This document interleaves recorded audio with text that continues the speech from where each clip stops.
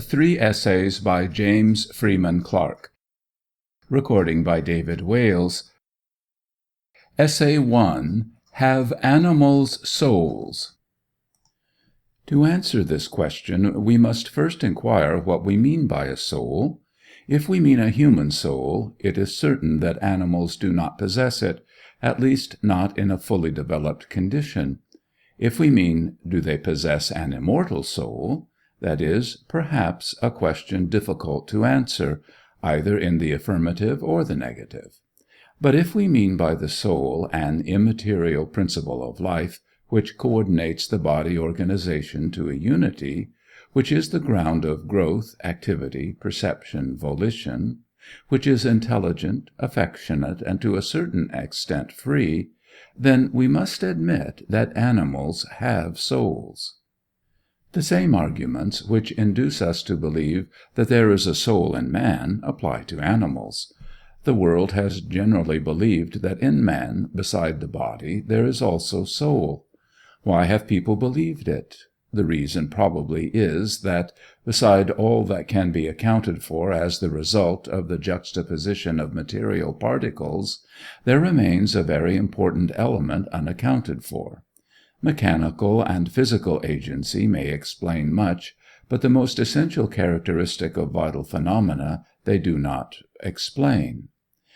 They do not account for the unity in variety, permanence in change, growth from within by continuous processes, coming from the vital functions in an organized body. Every such body has a unity peculiar to itself, which cannot be considered the result of the collocation of material molecules.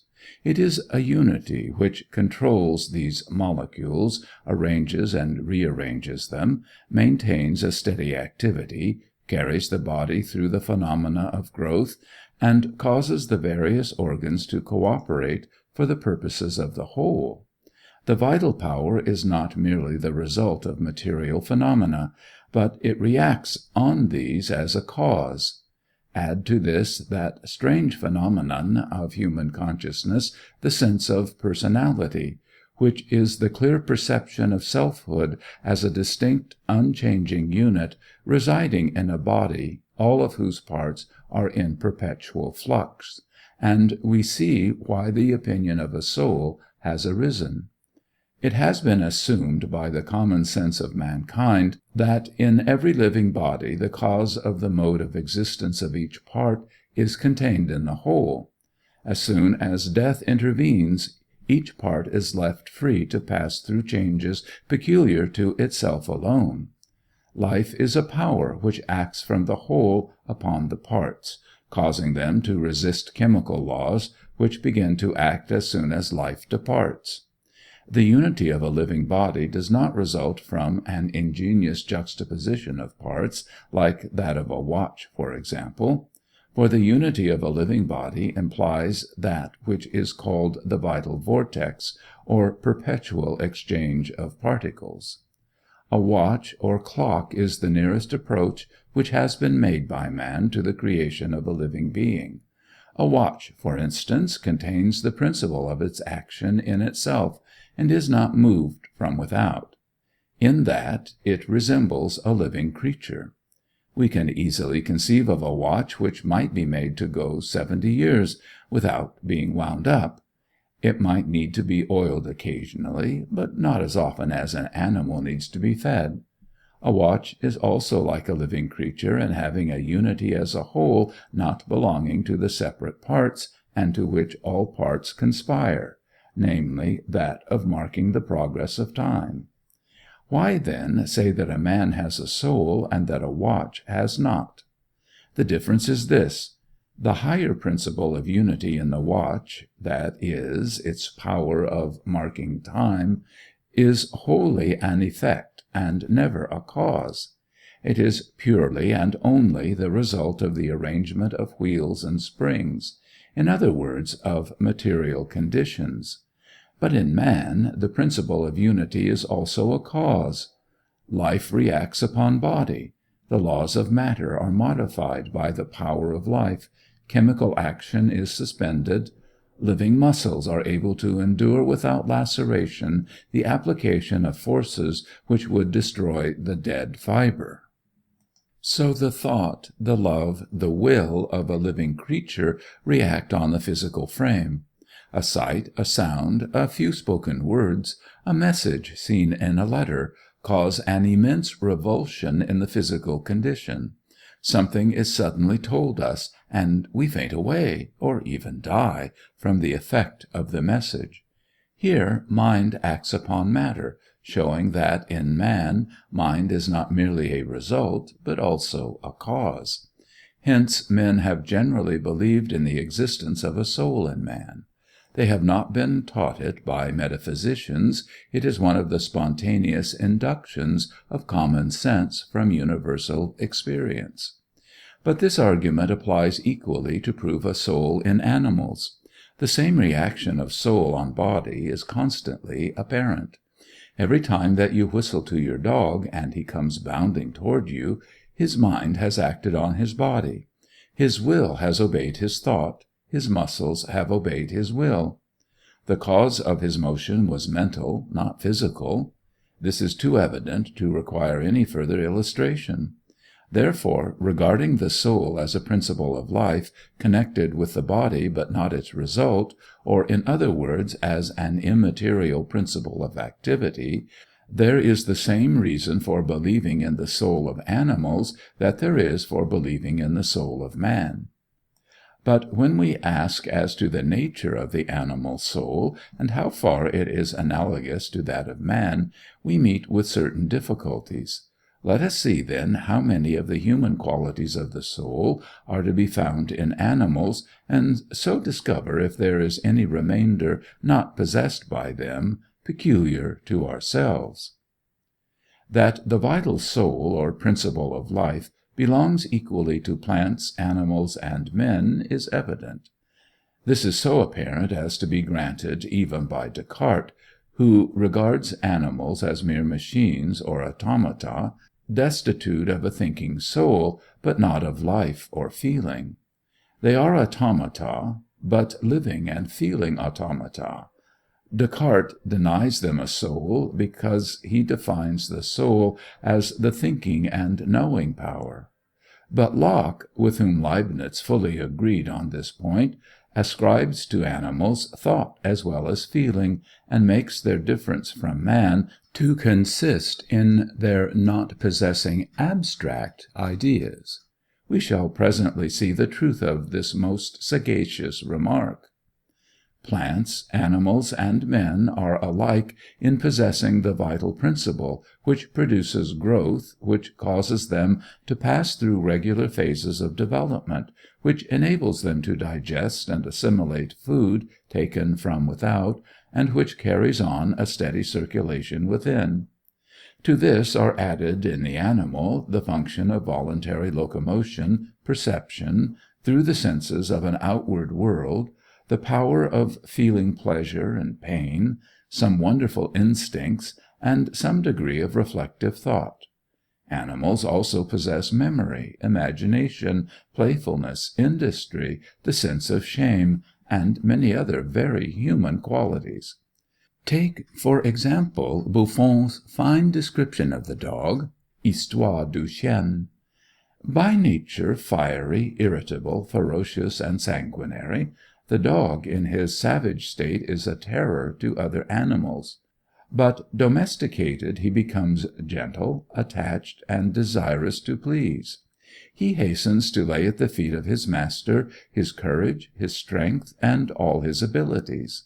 He listens for his master's orders, inquires his will, consults his opinion, begs his permission, understands the indications of his wishes. Without possessing the power of human thought, he has all the warmth of human sentiment. He has more than human fidelity, he is constant in his attachments. He is made up of zeal, ardor, and obedience. He remembers kindness longer than wrong. He endures bad treatment and forgets it, disarming it by patience and submission. No one who has ever had a dog for a friend will think this description exaggerated. If any should so consider it, We will cite for their benefit what Mr. Jesse, one of the latest students of the canine race, asserts concerning it in his Researches into the History of the British Dog (London, 1866). He says that remarkable instances of the following virtues, feelings, and powers of mind are well authenticated.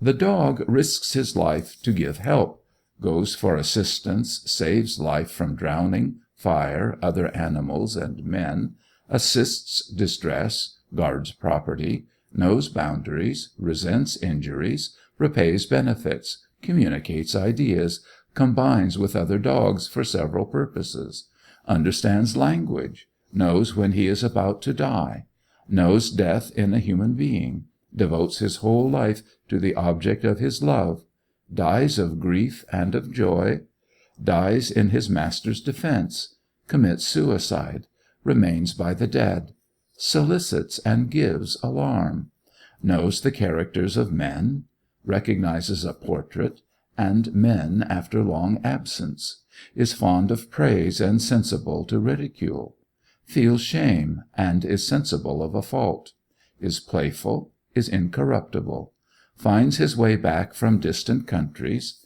is magnanimous to smaller animals, is jealous, has dreams, and takes a last farewell when dying.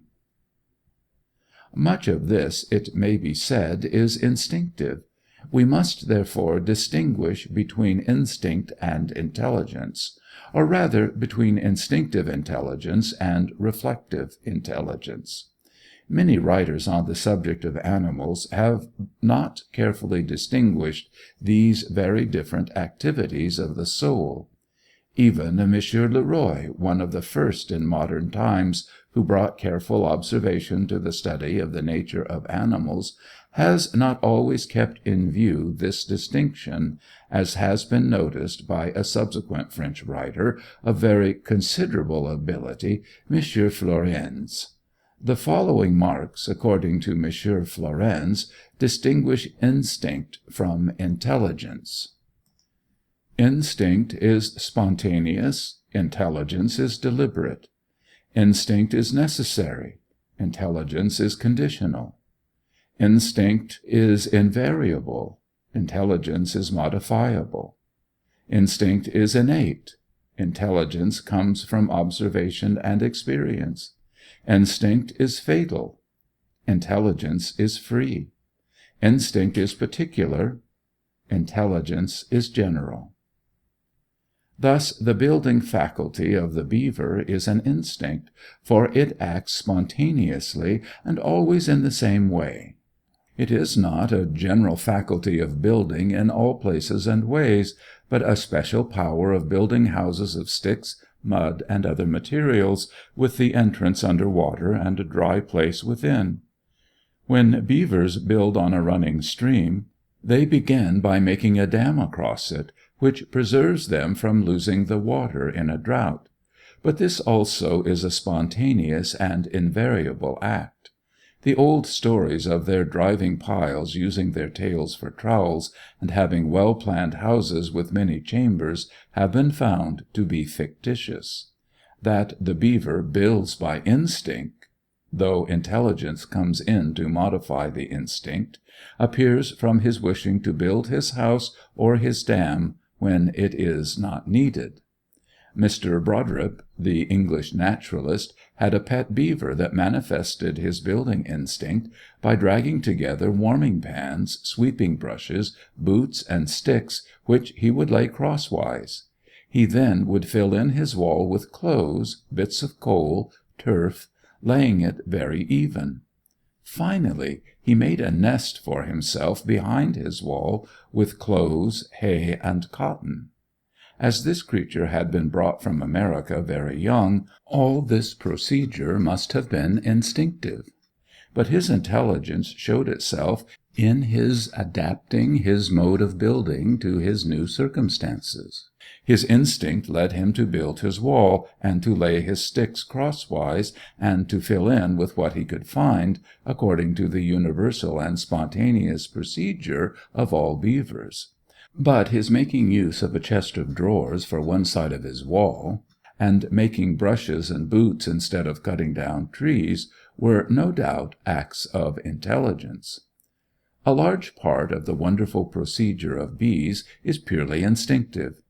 Bees from the beginning of the world and in all countries of the earth have lived in similar communities, have had their queen to lay eggs for them. If their queen is lost, have developed a new one in the same way by altering the conditions of existence in one of their larvae. Have constructed their hexagonal cells by the same mathematical law, so as to secure the most strength from the least outlay of material.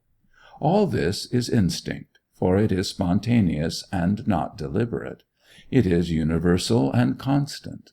But when the bee deflects his comb in order to avoid a stick thrust across the inside of the hive, and begins the variation before he reaches the stick, this can only be regarded as an act of intelligence. Animals, then, have both instincts and intelligence, and so has man. A large part of human life proceeds from tendencies as purely, if not as vigorously, instinctive as those of animals. Man has social instincts which create human society. Children play from an instinct. The maternal instinct in a human mother is, till modified by reflection, as spontaneous, universal, and necessary as the same instinct in animals. But in man the instincts are reduced to a minimum, and are soon modified by observation, experience, and reflection.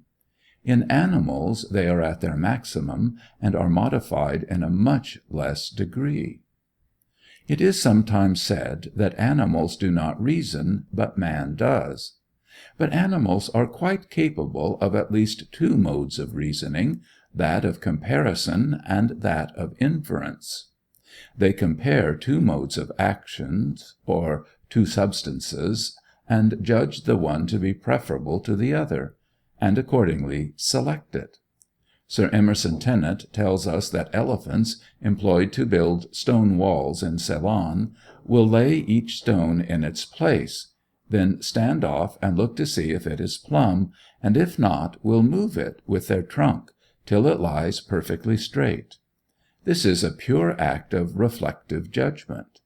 He narrates an adventure which befell himself in Ceylon while riding on a narrow road through the forest. He heard a rumbling sound approaching, and directly there came to meet him an elephant bearing on his tusks a large log of wood, which he had been directed to carry to the place where it was needed. Sir Emerson Tennent's horse, unused to these monsters, was alarmed and refused to go forward. The sagacious elephant, perceiving this, evidently decided that he must himself go out of the way. But to do this he was obliged first to take the log from his tusks with his trunk and lay it on the ground, which he did, and then backed out of the road between the trees till only his head was visible. But the horse was still too timid to go by, whereupon the judicious pachyderm pushed himself farther back till all of his body, except the end of his trunk, had disappeared. Then Sir Emerson succeeded in getting his horse by, but stopped to witness the result. The elephant came out, took the log up again, laid it across his tusks, and went on his way. This story, told by an unimpeachable witness, shows several successive acts of reasoning. The log-bearer inferred from the horse's terror that it would not pass. He again inferred that in that case he must himself get out of the way, that to do this he must lay down his log, that he must go farther back, and accompanying this was his sense of duty, making him faithful to his task. And most of all, his consideration of what was due to his human traveller, which kept him from driving the horse and man before him as he went on. There is another well authenticated anecdote of an elephant. He was following an ammunition wagon, and saw the man who was seated on it fall off just before the wheel. The man would have been crushed had not the animal instantly run forward, and without an order lifted the wheel with his trunk, and held it suspended in the air till the wagon had passed over the man without hurting him. Here were combined presence of mind, good will, knowledge of the danger to the man, and a rapid calculation of how he could be saved. Perhaps I may properly introduce here an account of the manifestations of mind in the animals I have had the most opportunity of observing. I have a horse who was named Rubazal, after the mountain spirit of the Hartz made famous in the stories of Musaeus. We have contracted his name to Ruby for convenience. Now I have reason to believe that Ruby can distinguish Sunday from other days. On Sunday I have been in the habit of driving to Boston to church, but on other days I drive to the neighboring village, where are the post office, shops of mechanics, and other stores. To go to Boston I usually turn to the right when I leave my driveway. To go to the village I turn to the left. Now on Sunday, if I leave the reins loose so that the horse may do as he pleases, he invariably turns to the right and goes to Boston. On other days he as invariably turns to the left and goes to the village. He does this so constantly and regularly that none of the family have any doubt of the fact that he knows that it is Sunday. How he knows it we are unable to discover. I have left my house at the same hour on Sunday and on Monday, in the same carriage, with the same number of persons in it, and yet on Sunday he always turns to the right, and on Monday to the left.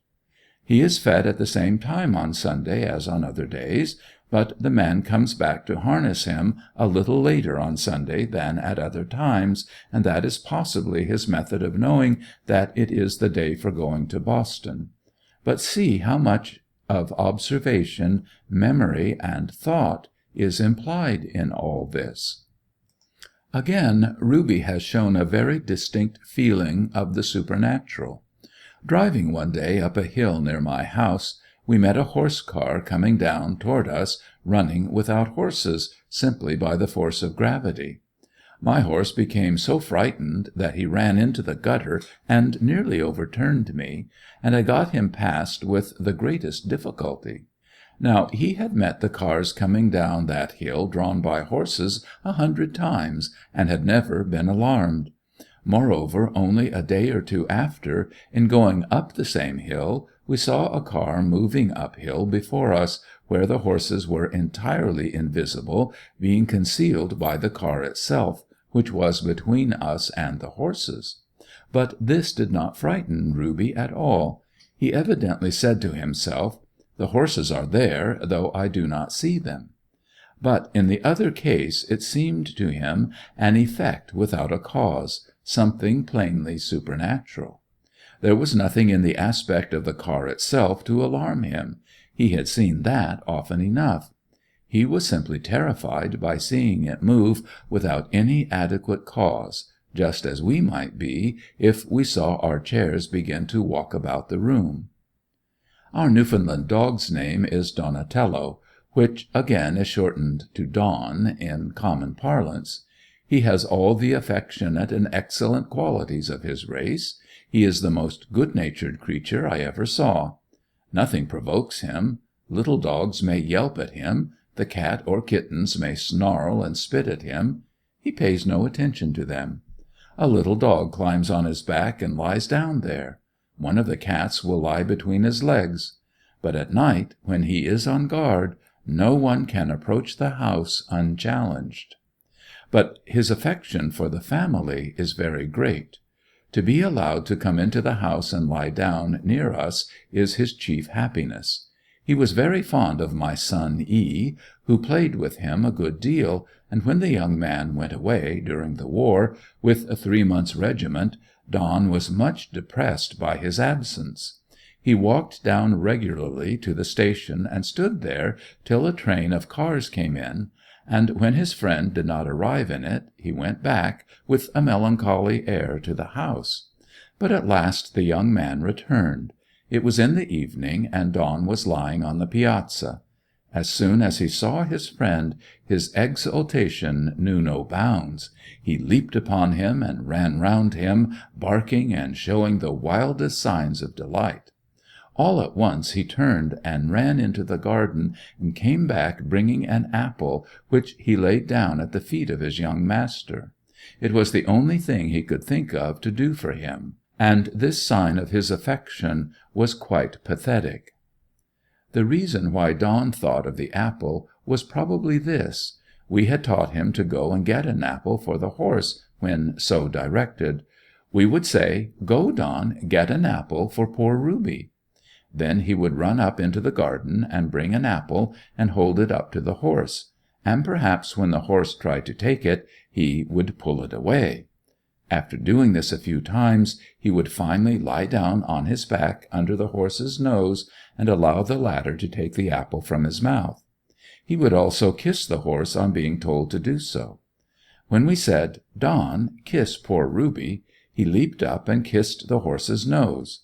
But he afterwards hit upon a more convenient method of doing it. He got his paw over the rein and pulled down the horse's head, so that he could continue the osculatory process more at his ease, sitting comfortably on the ground. Animals know when they have done wrong, so far at least as that means disobeying our will or command. The only great fault which Don ever committed was stealing a piece of meat from our neighbor's kitchen. I do not think he was punished or even scolded for it, for we did not find it out till later, when it would have done no good to punish him. But a week or two after that, the gentleman whose kitchen had been robbed was standing on my lawn talking with me, and he referred laughingly to what Don had done. He did not even look at the dog, much less change his tones to those of rebuke. But the moment Don heard his name mentioned, he turned and walked away, and hid himself under the low branches of a Norway spruce near by. He was evidently profoundly ashamed of himself. Was this the result of conscience, or of the love of approbation? In either case, it was very human. That the love of approbation is common to many animals we all know. Dogs and horses certainly can be influenced by praise and blame as easily as men. Many years ago we had occasion to draw a load of gravel, and we put Ruby into a tip cart to do the work. He was profoundly depressed, and evidently felt it as a degradation. He hung his head and showed such marks of humiliation that we have never done it since. But on the other hand, when he goes out under the saddle by the side of a young horse, this veteran animal tries as hard to appear young as any old bachelor of 60 years who is still ambitious of social triumphs. He dances along and goes sideways, and has all the airs and graces of a young colt. All this, too, is very human. At one time my dog was fond of going to the railway station to see the people, and I always ordered him to go home, fearing he should be hurt by the cars. He easily understood that if he went there it was contrary to my wishes. Nevertheless he often went, and I do not know but this fondness for forbidden fruit was rather human too. So whenever he was near the station, if he saw me coming, he would look the other way and pretend not to know me. If he met me anywhere else, he always bounded to meet me with great delight. But at the station it was quite different. He would pay no attention to my whistle or my call. He even pretended to be another dog, and would look me right in the face without apparently recognizing me. He gave me the cut direct, in the most impertinent manner.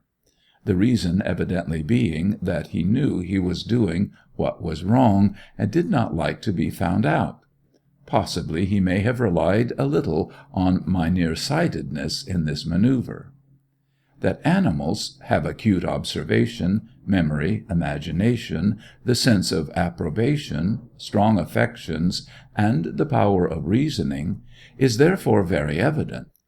Lord Bacon also speaks of a dog's reverence for his master as partaking of a religious element. "Mark," says he, "what a generosity and courage a dog will put on when he finds himself maintained by a man who to him is instead of a god, which courage he could not attain without that confidence in a better nature than his own."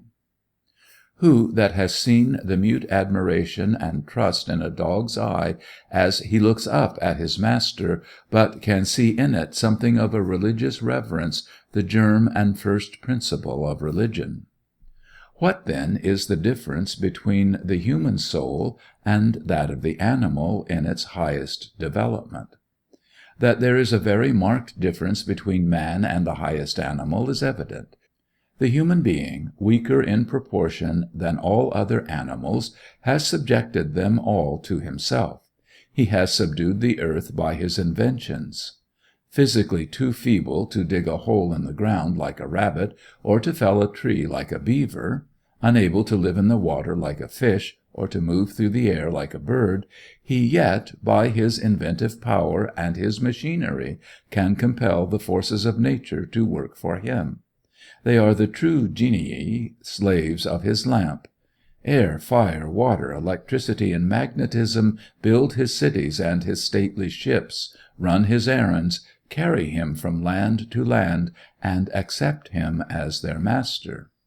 Whence does man obtain this power? Some say it is the human hand which has made man supreme. It is no doubt a wonderful machine, a box of tools in itself. The size and strength of the thumb, and the power of opposing it to the extremities of the fingers, distinguishes, according to most anatomists, the human hand from that of the quadrumanous animals.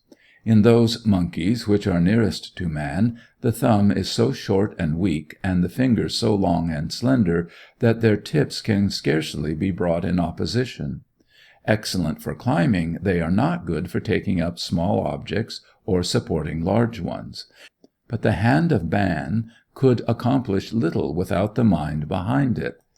It was therefore a good remark of Galen that man is not the wisest of animals because he has a hand, but God has given him a hand because he is the wisest of animals.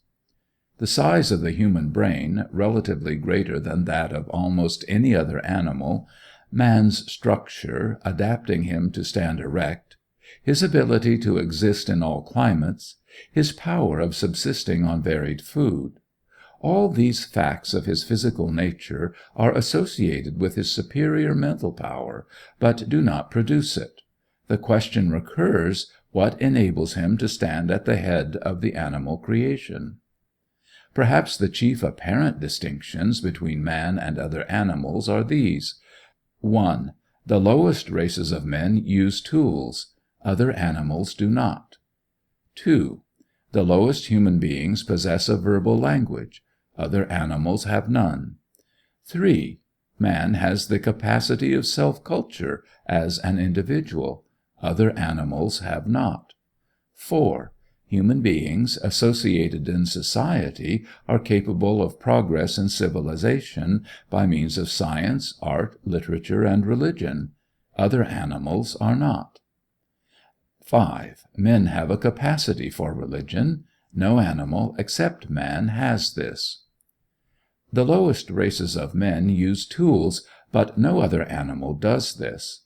This is so universally admitted by science that the presence of the rudest tools of stone is considered a sufficient trace of the presence of man.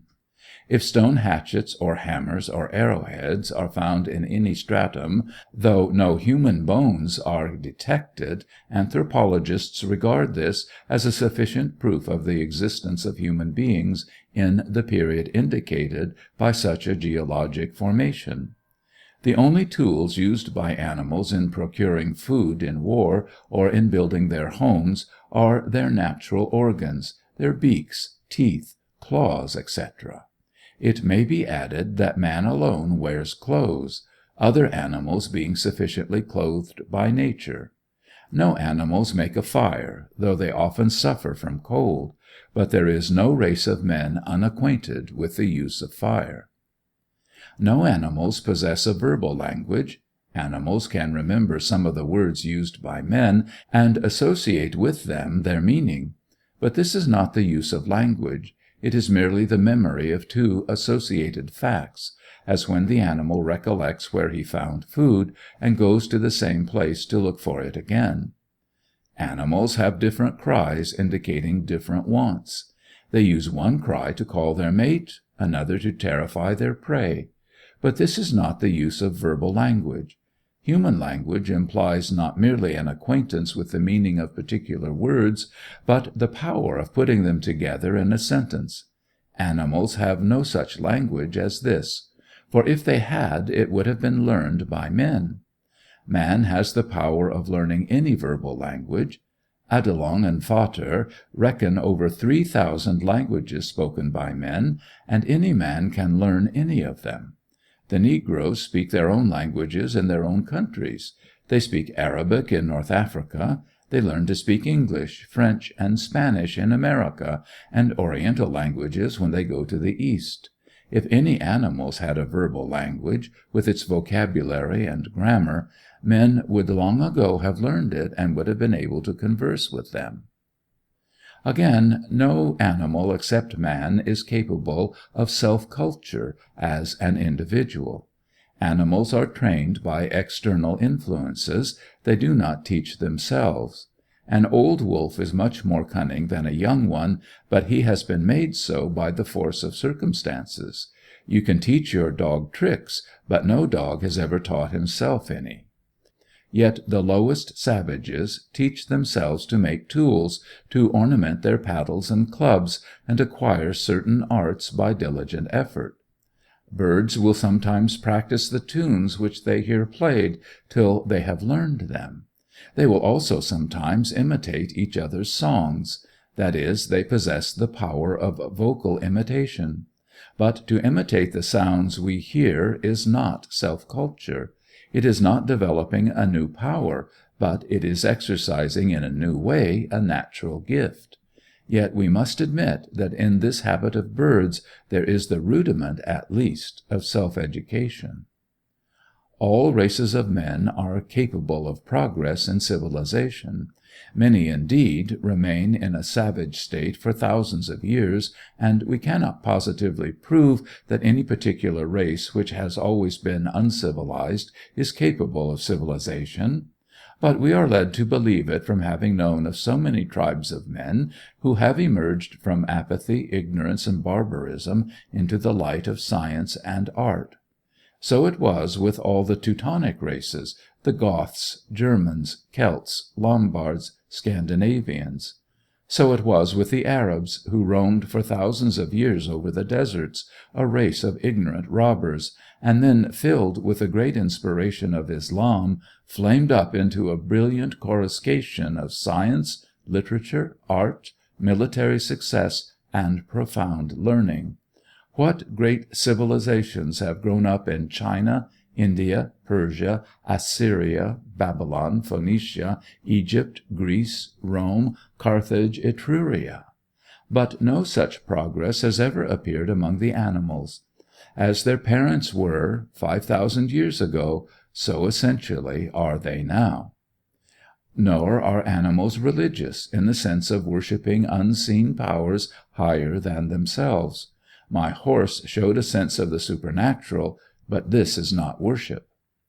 These are some of the most marked points of difference between man and all other animals.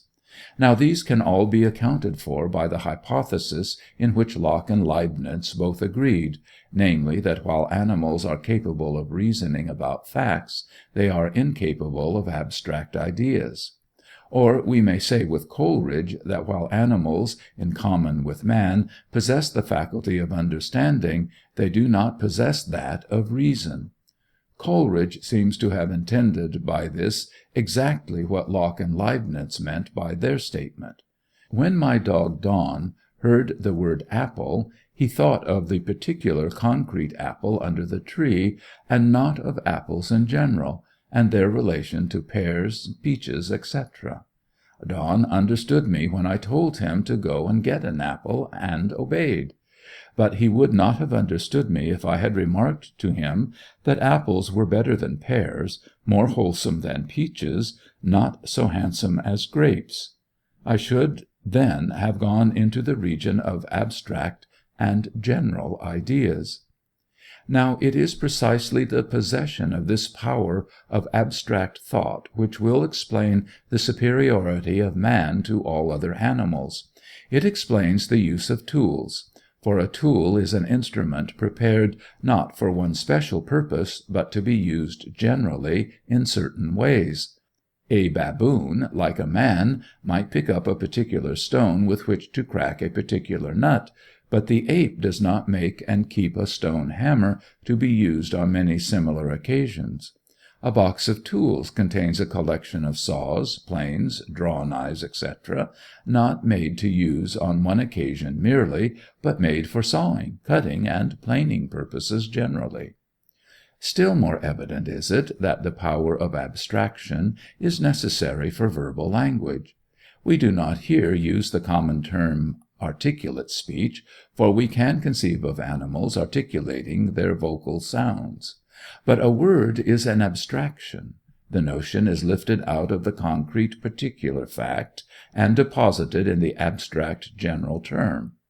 All words except proper names are abstract, and to possess and use a verbal language is impossible without the possession of this mental faculty. In regard to self-culture, it is clear that for any steady progress one must keep before his mind an abstract idea of what he wishes to do. This enables him to rise above impulse, passion, instinct, habit, circumstance. By the steady contemplation of the proposed aim, one can arrange circumstances, restrain impulse, direct one's activity, and become really free. In like manner, races become developed in civilization by the impact of abstract ideas. Sometimes it is by coming in contact with other civilized nations, which gives them an ideal superior to anything before known. Sometimes the motive power of their progress is the reception of truths of science, art, literature, or religion. It is not necessary to show that without abstract, universal, and necessary ideas, no religion is possible. For religion, being the worship of unseen powers conceived as existing, as active, as spiritual, necessarily implies these ideas in the mind of the worshipper. We find then in the soul of animals all active, affectionate, and intelligent capacities, as in that of man. The only difference is that man is capable of abstract ideas, which give him a larger liberty of action, which enable him to adopt an aim and pursue it, and which change his affections from an instinctive attachment into a principle of generous love. Add, then, to the animal soul the capacity for abstract ideas, and it would rise at once to the level of man. Meantime, in a large part of their nature, they have the same faculties with ourselves. They share our emotions, and we theirs. They are made a little lower than man, and if we are souls, so surely are they. Are they immortal? To discuss this question would require more space than we can here give to it. For my own part, I fully believe in the continued existence of all souls, at the same time assuming their continued advance. The law of life is progress, and one of the best features in the somewhat unspiritual theory of Darwin is its profound faith in perpetual improvement. This theory is the most startling optimism that has ever been taught, for it makes perpetual progress to be the law of the whole universe. Many of the arguments for the immortality of man cannot indeed be used for our dumb relations, the animals. We cannot argue from their universal faith in a future life, nor contend that they need an immortality on moral grounds to recompense their good conduct and punish their wickedness. We might, indeed, adduce a reason implied in our Saviour's parable, and believe that the poor creatures who have received their evil things in this life will be comforted in another. Moreover, we might find in many animals qualities fitting them for a higher state. There are animals, as we have seen, who show a fidelity, courage, generosity, often superior to what we see in man. The dogs who have loved their master more than food, and starved to death on his grave, are surely well fitted for a higher existence. Jessie tells a story of a cat which was being stoned by cruel boys. Men went by and did not interfere, but a dog that saw it did. He drove away the boys, and then took the cat to his kennel, licked her all over with his tongue, and his conduct interested people who brought her milk. The canine nurse took care of her till she was well, and the cat and dog remained fast friends ever after.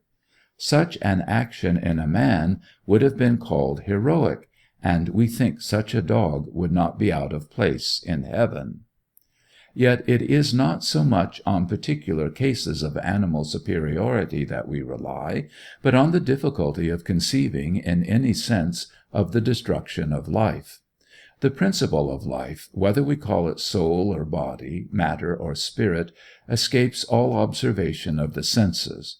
All that we know of it by observation is that, beside the particles of matter which compose an organized body, there is something else, not cognizable by the senses, which attracts and dismisses them, modifies and coordinates them. The unity of the body is not to be found in its sensible phenomena, but in something which escapes the senses. Into the vortex of that life material molecules are being continually absorbed, and from it they are perpetually discharged. If death means the dissolution of the body, we die many times in the course of our earthly career, for every body is said by human anatomists to be changed in all its particles once in 7 years. What then remains if all the particles go? The principle of organization remains, and this invisible, persistent principle constitutes the identity of every organized body. If I say that I have the same body when I am 50 which I had at 20, it is because I mean by body that which continues unaltered amid the fast-flying particles of matter. This life principle makes and remakes the material frame. That body does not make it.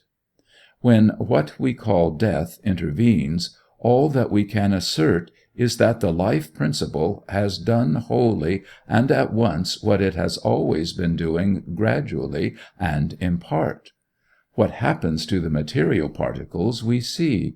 They become detached from the organizing principle and relapse into simply mechanical and chemical conditions. What has happened to that organizing principle we neither see nor know, and we have absolutely no reason at all for saying that it has ceased to exist. This is as true of plants and of animals as of men, and there is no reason for supposing that when these die their principle of life is ended. It probably has reached a crisis, which consists in the putting on of new forms and ascending into a higher order of organized existence. End of Essay 1. Essay 2. Affinities of Buddhism and Christianity. It has long been known that many analogies exist between Buddhism and Christianity. The ceremonies, ritual, and rites of the Buddhists strikingly resemble those of the Roman Catholic Church. The Buddhist priests are monks. They take the same 3 vows of poverty, chastity, and obedience which are binding on those of the Roman Church. They are mendicants, like the mendicant orders of St. Francis and St. Dominic. They are tonsured, use strings of beads, like the rosary, with which to count their prayers, have incense and candles in their worship, use fasts, processions, litanies, and holy water. They have something akin to the adoration of saints, repeat prayers in an unknown tongue, have a chanted psalmody with a double choir, and suspend the censer from 5 chains. In China, some Buddhists worship the image of a virgin called the Queen of Heaven, having an infant in her arms and holding a cross. In Tibet, the Grand Lamas wear a mitre, dalmatica, and cope, and pronounce a benediction on the laity by extending the right hand over their heads. The Dalai Lama resembles the Pope, and is regarded as the head of the Church. The worship of relics is very ancient among the Buddhists, and so are pilgrimages to sacred places. Besides these resemblances in outward ceremonies, more important ones appear in the inner life and history of the two religions. Both belong to those systems which derive their character from a human founder, and not from a national tendency; to the class which contains the religions of Moses, Zoroaster, Confucius, and Mohammed, and not to that in which the Brahmanical, Egyptian, Scandinavian, Greek, and Roman religions are found. Both Buddhism and Christianity are Catholic and not ethnic; that is, not confined to a single race or nation, but by their missionary spirit passing beyond these boundaries and making converts among many races. Christianity began among the Jews as a Semitic religion, but being rejected by the Jewish nation, established itself among the Aryan races of Europe. In the same way, Buddhism, beginning among an Aryan people, the Hindus, was expelled from Hindustan, and established itself among the Mongol races of Eastern Asia. Besides its resemblances to the Roman Catholic side of Christendom, Buddhism has still closer analogies with the Protestant Church. Like Protestantism, it is a reform which rejects a hierarchical system and does away with the priestly caste. Like Protestantism, it has emphasized the purely humane side of life, and is a religion of humanity rather than of piety. Both the Christian and Buddhist churches teach a divine incarnation, and both worship a God-man. Are these remarkable analogies only casual resemblances, or are they real affinities? By affinity, we here mean genetic relationship. Are Buddhism and Christianity related as mother and child, one being derived from the other, or are they related by both being derived from some common ancestor? Is either derived from the other, as Christianity from Judaism, or Protestantism from the Papal Church? That there can be no such affinity as this seems evident from history. History shows no trace of the contact which would be required for such influence. If Christianity had taken its customs from Buddhism, or Buddhism from Christianity, there must have been ample historic evidence of the fact. But instead of this, history shows that each has grown up by its own natural development, and has unfolded its qualities separately and alone. The law of evolution also teaches that such great systems do not come from imitation, but as growths from a primal germ. Nor does history give the least evidence of a common ancestry from which both took their common traits. We know that Buddhism was derived from Brahmanism, and that Christianity was derived from Judaism. Now Judaism and Brahmanism have few analogies. They could not, therefore, have transmitted to their offspring what they did not themselves possess. Brahmanism came from an Aryan stock in Central Asia, Judaism from a Semitic stem thousands of miles to the west. If Buddhism and Christianity came from a common source, that source must have antedated both the Mosaic and Brahmanical systems. Even then it would be a case of atavism, in which the original type disappeared in the children to reappear in the later descendants. Are then these striking resemblances, and others which are still to be mentioned, only accidental analogies? This does not necessarily follow, for there is a third alternative. They may be what are called in science homologies. That is, the same law working out similar results under the same conditions, though under different circumstances. The whale lives under different circumstances from other mammalia, but being a mammal, he has a like osseous structure. What seems to be a fin being dissected turns out to be an arm with hand and fingers. There are like homologies in history. Take the instance of the English and French revolutions. In each case the legitimate king was tried, condemned, and executed. A republic followed. The republic gave way before a strong-handed usurper. Then the original race of kings was restored, but having learned nothing and forgotten nothing, they were displaced a second time, and a constitutional monarch placed on the throne, who, though not the legitimate king, still belonged to the same race. Here the same laws of human nature have worked out similar results, for no one would suggest that France had copied its revolutions from England. And in religion, human nature reproduces similar customs and ceremonies under like conditions.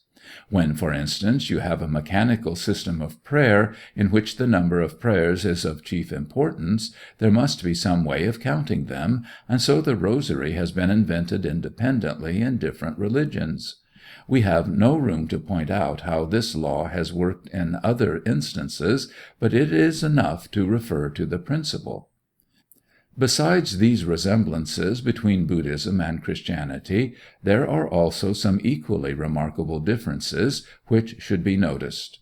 The first of these is the striking fact that Buddhism has been unable to recognize the existence of the infinite being.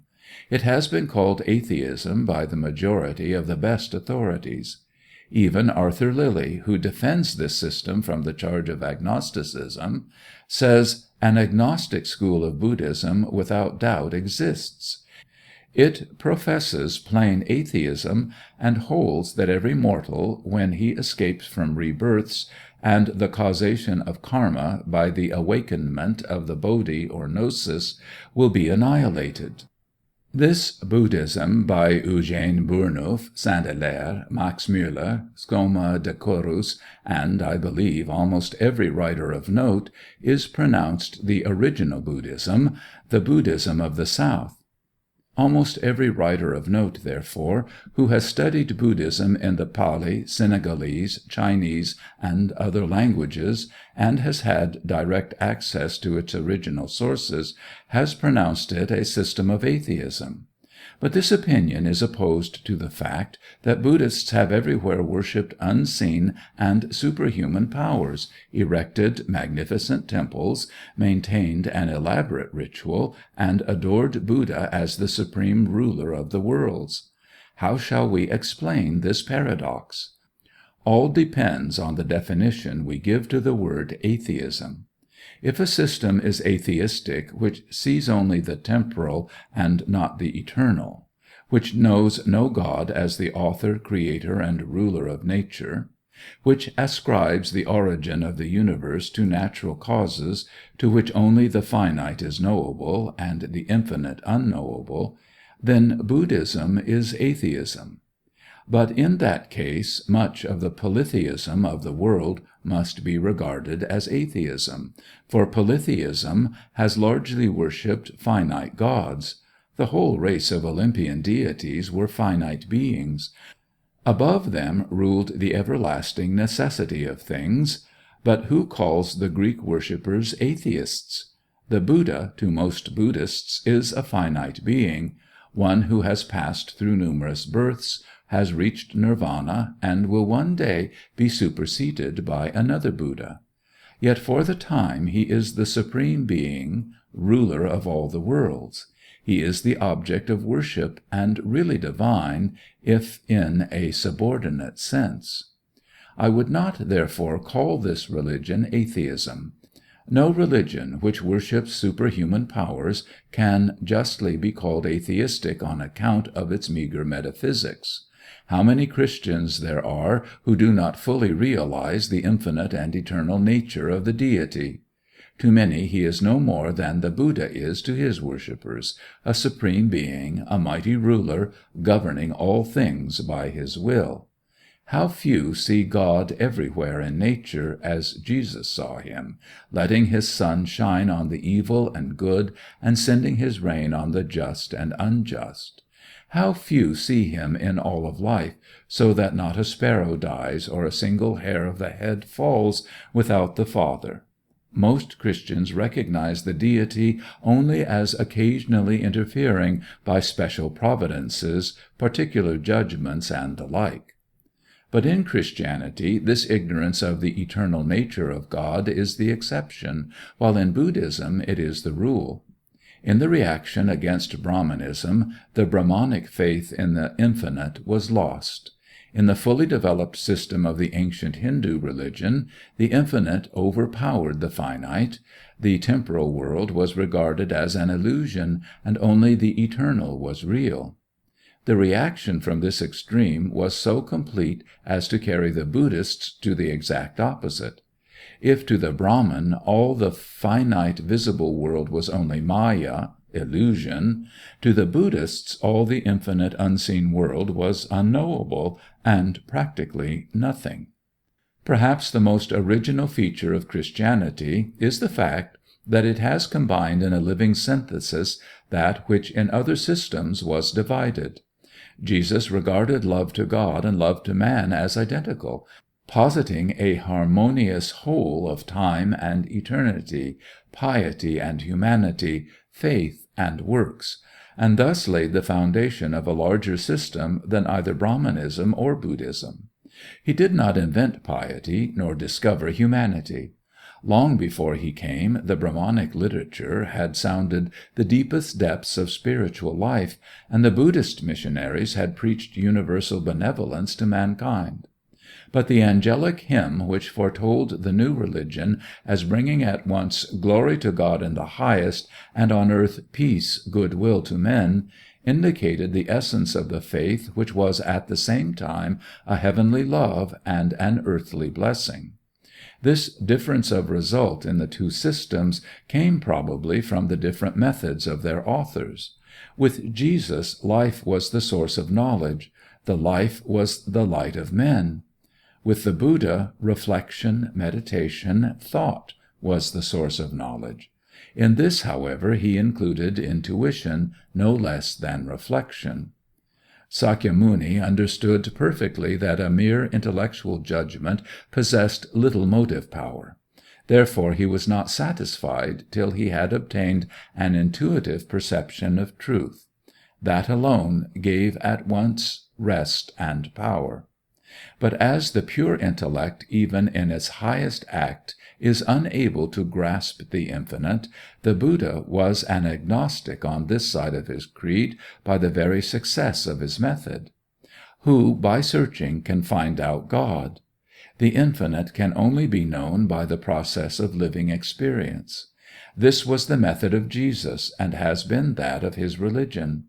For what is faith but that receptive state of mind which awaits on the Lord to receive the illumination, which it cannot create by its own processes? However this may be, it is probable that the fatal defect in Buddhism, which has neutralized its generous philanthropy and its noble humanities, has been the absence of the inspiration which comes from the belief in an eternal world. Man is too great to be satisfied with time alone, or eternity alone. He needs to live from and for both. Hence Buddhism is an arrested religion, while Christianity is progressive. Christianity has shown the capacity of outgrowing its own defects and correcting its own mistakes. For example, it has largely outgrown its habit of persecuting infidels and heretics. No one is now put to death for heresy. It has also passed out of the stage in which religion is considered to consist in leaving the world and entering a monastery. The anchorites of the early centuries are no longer to be found in Christendom. Even in Catholic countries, the purpose of monastic life is no longer to save the soul by ascetic tortures, but to attain some practical end. The Protestant Reformation, which broke the yoke of priestly power and set free the mind of Europe, was a movement originating in Christianity itself, like other developments of a similar kind. No such signs of progress exist in the system of Buddhism. It has lost the missionary ardor of its early years. It has ceased from creating a vast literature such as grew up in its younger days. It no longer produces any wonders of architecture. It even lags behind the active life of the countries where it has its greatest power. It is a curious analogy between the two systems that while neither the Christ nor the Buddha practiced or taught asceticism, their followers soon made the essence of religion to consist in some form of monastic life. Both Jesus and Sakyamuni went about doing good. Both sent their followers into the world to preach a gospel. Jesus, after 30 years of a retired life, came among men, eating and drinking, and associating with publicans and sinners. Sakyamuni, after spending some years as an anchorite, deliberately renounced that mode of religion as unsatisfactory, and associated with all men, as Jesus afterwards did. Within a few centuries after their death, their followers relapsed into ascetic and monastic practices. But with this difference, that while in Christendom there has always been both a regular and a secular clergy, in the Buddhist countries the whole priesthood live in monasteries. They have no parish priests, unless as an exception. While in Christian countries the clergy has become more and more a practical body, in sympathy with the common life, in Buddhist lands they live apart and exercise little influence on the civil condition of the people. Nor must we pass by the important fact that the word Christendom is synonymous with a progressive civilization, while Buddhism is everywhere connected with one which is arrested and stationary. The boundaries of the Christian religion are exactly coextensive with the advance of science, art, literature, and with the continued accumulation of knowledge, power, wealth, and the comforts of human life. According to Kuenen, one of the most recent students of these questions, this difference is due to the principle of hope which exists in Christianity, but is absent in Buddhism. The one has always believed in a kingdom of God here and a blessed immortality hereafter. Buddhism has not this hope, and this, says Kuenen, is a blank which nothing can fill. So large a thinker as Albert Reville has expressed his belief that even the intolerance of Christianity indicated a passionate love of truth which has created modern science. He says that if Europe had not passed through those stages of intolerance, it is doubtful whether the science of our day would ever have arrived.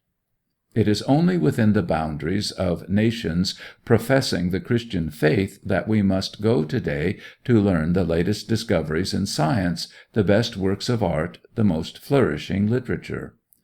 Only within the same circle of Christian states is there a government by law, and not by will. Only within these boundaries have the rights of the individual been secured, while the power of the state has been increased. Government by law, joined with personal freedom, is only to be found where the faith exists which teaches that God not only supports the universal order of natural things, but is also the friend of the individual soul. And in just that circle of states in which the doctrine is taught that there is no individual soul for God to love, and no divine presence in the order of nature, human life has subsided into apathy, progress has ceased, and it has been found impossible to construct national unity. Saint-Hilaire affirms that in politics and legislation the dogma of Buddhism has remained inferior even to that of Brahmanism, and has been able to do nothing to constitute states or to govern them by equitable rules. These Buddhist nations are really 6: Siam, Burma, Nepal, Tibet, Tartary, and Ceylon. The activity and social progress in China and Japan are no exception to this rule, for in neither country has Buddhism any appreciable influence on the character of the people. To those who deny that the theology of a people influences its character, it may be instructive to see how exactly the good and evil influences of Buddhism correspond to the positive and negative traits of its doctrine. Its merits, says Saint-Hilaire, are its practical character, its abnegation of vulgar gratifications, its benevolence, mildness, sentiment of human equality, austerity of manners, dislike of falsehood, and respect for the family. Its defects are want of social power, egotistical aims, ignorance of the ideal good, of the sense of human right and human freedom, skepticism, incurable despair, contempt of life. All its human qualities correspond to its doctrinal teaching from the beginning. It has always taught benevolence, patience, self-denial, charity, and toleration. Its defects arise inevitably from its negative aim, to get rid of sorrow and evil by sinking into apathy instead of seeking for the triumph of good and the coming of a reign of God here on the earth. As regards the Buddha himself, modern students differ widely. Some, of course, deny his very existence and reduce him to a solar myth. M. Emile Senard, as quoted by Oldenburg, following the Lalita Vistara as his authority, makes of him a solar hero, born of the morning cloud, contending by the power of light with the demons of darkness, rising in triumph to the zenith of heavenly glory, then passing into the night of nirvana, and disappearing from the scene. The difficulty about this solar myth theory is that it proves too much. It is too powerful a solvent. It would dissolve all history. How easy it would be in a few centuries to turn General Washington and the American Revolution into a solar myth. Great Britain, a region of clouds and rain, represents the kingdom of darkness. America, with more sunshine, is the day. Great Britain, as darkness, wishes to devour the young day, or dawn of light, which America is about to diffuse over the earth. But Washington, the solar hero, arrives. He is from Virginia, that is, born of a virgin. He was born in February, in the sign of Aquarius and the fishes, plainly referring to the birth of the sun from the ocean. As the sun surveys the earth, so Washington was said to be a surveyor of many regions. The story of the fruitless attempts of the Indians to shoot him at Braddock's defeat is evidently legendary, and in fact this battle itself must be a myth, for how can we suppose two English and French armies to have crossed the Atlantic and then gone into a wilderness west of the mountains to fight a battle? So easy is it to turn history into a solar myth. The character of Sakyamuni must be learned from his religion and from authentic tradition. In many respects his character and influence resembled that of Jesus. He opposed priestly assumptions, taught the equality and brotherhood of man, sent out disciples to teach his doctrine, was a reformer who relied on the power of truth and love. Many of his reported sayings resemble those of Jesus. He was opposed by the Brahmins, as Jesus by the Pharisees. He compared the Brahmins who followed their traditions to a chain of blind men who move on, not seeing where they go. Like Jesus, he taught that mercy was better than sacrifices. Like Jesus, he taught orally and left no writing. Jesus did not teach in Hebrew, but in the Aramaic, which was the popular dialect, and so Buddha did not speak to the people in Sanskrit, but in their own tongue, which was Pali. Like Jesus, he seems to have instructed his hearers by parables or stories.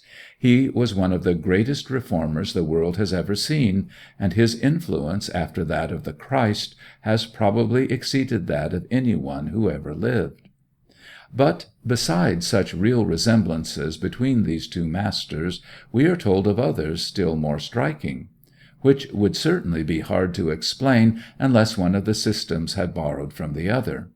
These are said to be the pre-existence of Buddha in heaven, his birth of a virgin, salutation by angels, presentation in the temple, baptism by fire and water, dispute with the doctors, temptation in the wilderness, transfiguration, descent into hell, ascension into heaven. If these legends could be traced back to the time before Christ, then it might be argued that the Gospels have borrowed from Buddhism. Such, however, is not the fact. These stories are taken from the Lalita Vistara, which, according to Rhys Davies, was probably composed between 600 and 1,000 years after the time of Buddha by some Buddhist poet in Nepal. Rhys Davies, one of our best authorities, says of this poem, "As evidence of what early Buddhism actually was, it is of about the same value as some medieval poem would be of the real facts of the gospel history." M. Ernest de Bunsen, in his work on the Angel Messiah, has given a very exhaustive statement, says Mr. Davids, of all the possible channels through which Christians can be supposed to have borrowed from the Buddhists. But Mr. Davids' conclusion is that he finds no evidence of any such communications of ideas from the East to the West. The difference between the wild stories of the Lalita Vistara and the sober narratives of the Gospels is quite apparent. Another writer, Professor Seidel, thinks, after a full and careful examination, that only 5 facts in the Gospels may have been borrowed from Buddhism. These are: 1. The fast of Jesus before his work; 2. The question in regard to the blind man: who did sin, this man or his parents? 3. The pre-existence of Christ. 4. The presentation in the temple. 5. Nathanael sitting under a fig tree, compared with Buddha under a bo tree. But Kuenen has examined these parallels and considers them merely accidental coincidences. And in truth it is very hard to conceive of one religion borrowing its facts or legends from another, if that other stands in no historic relation to it. That Buddhism should have taken much from Brahmanism is natural, for Brahmanism was its mother. That Christianity should have borrowed many of its methods from Judaism is equally natural, for Judaism was its cradle. Modern travelers in Burma and Tartary have found that the Buddhists hold a kind of camp meeting in the open air, where they pray and sing. Suppose that some critic noticing this should assert that when Wesley and his followers established similar customs, they must have borrowed them from the Buddhists. The absurdity would be evident. New religions grow, they are not imitations.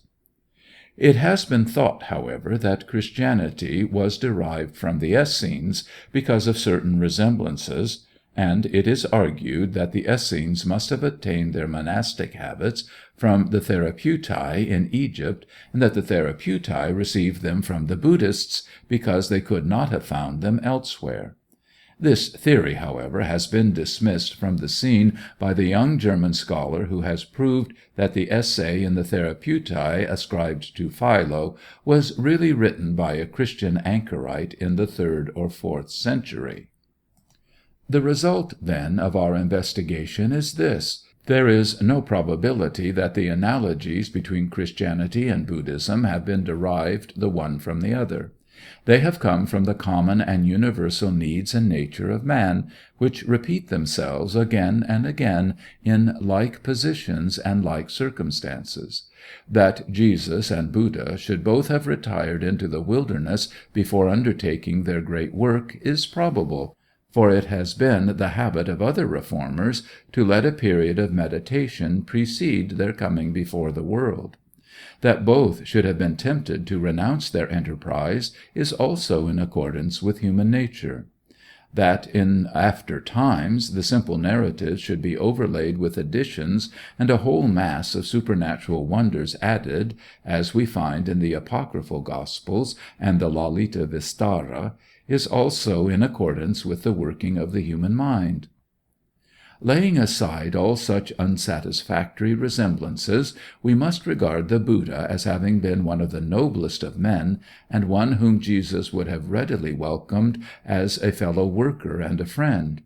He opposed a dominant priesthood, maintained the equal religious rights of all mankind, overthrew caste, encouraged woman to take her place as man's equal, forbade all bloody sacrifices, and preached a religion of peace and goodwill, seeking to triumph only in the fair conflict of reason with reason. If he was defective in the loftiest instincts of the soul, if he knew nothing of the infinite and eternal, if he saw nothing permanent in the soul of man, if his highest purpose was negative, to escape from pain, sorrow, anxiety, toil, let us still be grateful for the influence which has done so much to tame the savage Mongols, and to introduce hospitality and humanity into the homes of Lhasa and Siam. If Edwin Arnold, a poet, idealizes him too highly, it is the better fault, and should be easily forgiven. Hero worshippers are becoming scarce in our time. Let us make the most of those we have. End of Essay 2. Essay 3. Why I am not a Free Religionist. What is meant by free religion? I understand by it individualism in religion. It is the religious belief which has made itself independent of historic and traditional influences, so far as it is in the power of anyone to attain such independence. In Christian lands, it means a religion which is cut loose from the Bible and the Christian Church, and which is as ready to question the teaching of Jesus as that of Socrates or Buddha. It is, what Emerson called himself, an endless seeker, with no past behind it. It is entire trust in the private reason as the sole authority in matters of religion. Free religion may be regarded as Protestantism carried to its ultimate results. A Protestant Christian accepts the leadership of Jesus and keeps himself in the Christian communion, but he uses his own private judgment to discover what Jesus taught and what Christianity really is. The free religionist goes a step farther, and decides by his own private judgment what is true and what false, no matter whether taught by Jesus or not. Free religion, as thus understood, seems to me opposed to the law of evolution, and incompatible with it. Evolution educes the present from the past by a continuous process.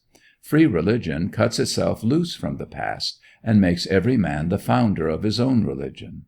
According to the law of evolution, confirmed by history, every advance in religion is the development from something going before. Jewish monotheism grew out of polytheism, Christianity and Mohammedanism out of Judaism, Buddhism out of Brahmanism, Protestant Christianity out of the Roman Catholic Church. Jesus himself said, "Think not that I am come to destroy the law or the prophets. I am not come to destroy, but to fulfill." The higher religions are not made, they grow. Of each it may be said, as of the poet, nascitur non fit. Therefore, if there is to arrive something higher than our existing Christianity, it must not be a system which forsakes the Christian belief, but something developed from it. According to the principle of evolution, every growing and productive religion obeys the laws of heredity and of variation. It has an inherited common life, and a tendency to modification by individual activity. Omit or depress either factor, and the religion loses its power of growth. Without a common life, the principle of development is arrested. He who leaves the great current which comes from the past loses headway. This current, in the Christian communion, is the inherited spirit of Jesus. It is his life, continued in his church, his central conviction of love to God and to man, of fatherhood and brotherhood, of the power of truth to conquer error, of good to overcome evil, of a kingdom of heaven to come to us here. It is the faith of Jesus in things unseen, his hope of the triumph of right over wrong, his love going down to the lowliest child of God. These vital convictions in the soul of Jesus are communicated by contact from generation to generation. They are propagated, as he suggested, like leaven hidden in the dough. By a different figure, Plato, in his dialogue of Ion, shows that inspiration is transmitted like the magnetic influence, which causes iron rings to adhere and hang together in a chain. Thoughts and opinions are communicated by argument, reasoning, speech, and writing. but faith and inspiration by the influence of life on life. The life of Jesus is thus continued in his church, and those who stand outside of it lose much of this transmitted and sympathetic influence.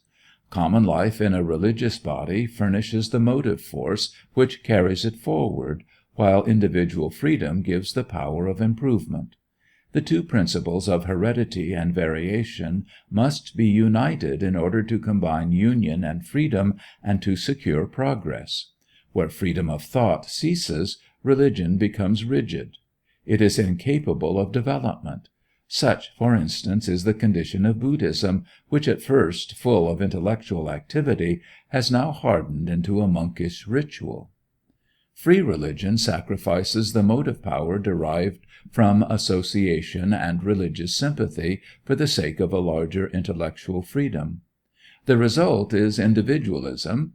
It founds no churches, but spends much force in criticizing the Christian community, its belief, and its methods.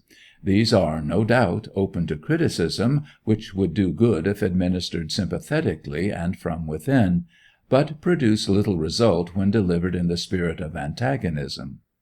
Imperfect as the Christian Church is, it ought to be remembered that in it are to be found the chief strength and help of the charities, philanthropies, and moral reforms of our time. Every one who has at heart a movement for the benefit of humanity appeals instinctively for aid to the Christian churches. It is in these that such movements usually originate and are carried on. Even when, as in the anti-slavery movement, a part of the churches refuse to sympathize with a new moral or social movement, the reproaches made against them show that in the mind of the community an interest in all humane endeavor is considered to be a part of their work. The common life and convictions of these bodies enable them to accomplish what individualism does not venture to undertake. Individualism is incapable of organized and sustained work of this sort, though it can, and often does, cooperate earnestly with it. The teaching of Jesus is founded on the synthesis of truth and love. Jesus declares himself to have been born to bear witness to the truth, and he also makes love, divine and human, the substance of his gospel. The love element produces union, the truth element freedom. Union without freedom stiffens into a rigid conservatism. Freedom without union breaks up into an intellectual atomism. The Christian churches have gone into both extremes, but never permanently, for Christianity, as long as it adheres to its founder and his ideas, has the power of self-recovery. Its diseases are self-limited. It has had many such periods, but has recovered from them. It passed through an age in which it ran to ascetic self-denial, and made saints of self-torturing anchorites. It afterward became a speculative system, and tended to metaphysical creeds and doctrinal distinctions. It became a persecuting church, burning heretics and Jews, and torturing infidels as an act of faith. It was tormented by dark superstitions, believing in witchcraft and magic. But it has left all these evils behind. No one is now put to death for heresy or witchcraft. The monastic orders in the church are preachers and teachers, or given to charity. No one could be burned today as a heretic. No one today believes in witchcraft. The old creeds which once held the church in irons are now slowly disintegrating. But reform, as I have said, must come from within, by the gradual elimination of those inherited beliefs which interfere with the unity of the Church and the leadership of Christ himself. The Platonic and Egyptian Trinity, remaining as dogma, repeated but not understood, the Manichaean division of the human race into children of God and children of the devil, the scholastic doctrine of the atonement by which the blood of Jesus expiates human guilt, are being gradually explained in accordance with reason and the teaching of Jesus. Some beliefs, once thought to be of vital importance, are now seen by many to be unessential, or are looked at in a different light. Instead of making Jesus an exceptional person, we are coming to regard him as a representative man, the realized ideal of what man was meant to be and will one day become. Instead of considering his sinlessness as setting him apart from his race, we look on it as showing that sin is not the natural, but unnatural, condition of mankind. His miracles are regarded not as violations of the laws of nature, but anticipation of laws which one day will be universally known, and which are boundless as the universe. Nor will they in future be regarded as evidence of the mission of Jesus, since he himself was grieved when they were so looked upon, and he made his truth and his character the true evidence that he came from God. The old distinction between natural and supernatural will disappear when it is seen that Jesus had a supernatural work and character, the same in kind as ours, though higher in degree. The supreme gifts which make him the providential leader of the race do not set him apart from his brethren, if we see that it is a law of humanity that gifts differ, and that men endowed with superior powers become leaders in science, art, literature, politics, as Jesus has become the chief great spiritual leader of mankind.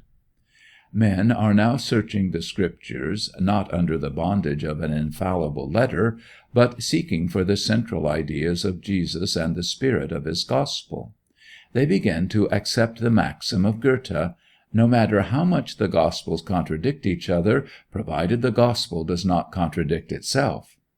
The profound convictions of Christ, which pervade all his teaching, give the clue by which to explain the divergence in the narrative.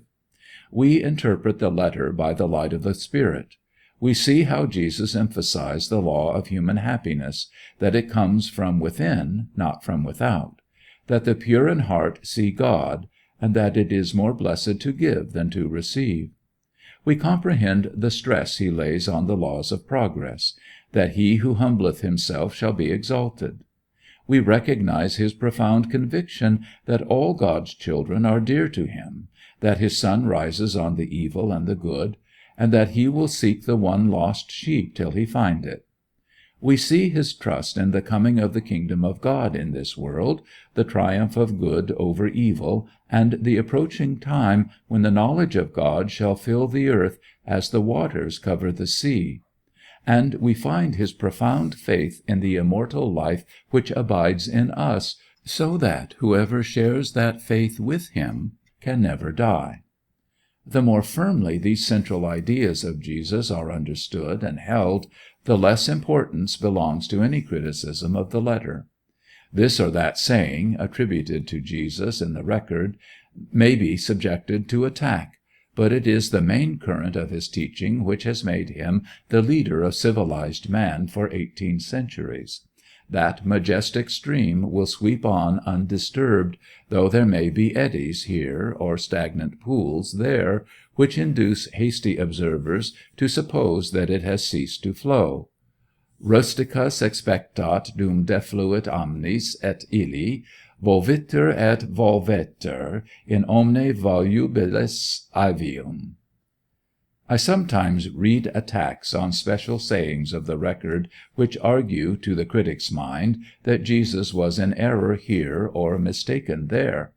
But I would recommend to such writers to ponder the suggestive rule of Coleridge: until I can understand the ignorance of Plato, I shall consider myself ignorant of his understanding. Or the remark of Emerson to the youth who brought him a paper in which he thought he had refuted Plato: "If you attack the king, be sure that you kill him." When the Christian world really takes Jesus himself as its leader, instead of building its faith on opinions about him, we may anticipate the arrival of that union which he foresaw and foretold: "As thou, Father, art in me, and I in thee, that they also may be one in us, that the world may believe that thou hast sent me." Then Christians, ceasing from party strife and sectarian dissension, will unite in one mighty effort to cure the evils of humanity and redress its wrongs. Before a united Christendom, what miseries could remain unrelieved? War, that criminal absurdity, that monstrous anachronism, must at last be abolished. Pauperism, vice, and crime, though continuing in sporadic forms, would cease to exist as a part of the permanent institutions of civilization. A truly Catholic Church, united under the Master, would lead all humanity up to a higher plane. The immense forces developed by modern science and the magnificent discoveries in the realm of nature, helpless now to cure the wrongs of suffering man, would become instruments of potent use under the guidance of moral forces. According to the law of evolution, this is what we have a right to expect. If we follow the lines of historic development, not being led into extreme individualism, if we maintain the continuity of human progress, this vast result must finally arrive. For such reasons, I prefer to remain in the communion of the Christian body, doing what I may to assist its upward movement. For such reasons, I am not a free religionist. End of Essay 3. End of 3 essays by James Freeman Clarke.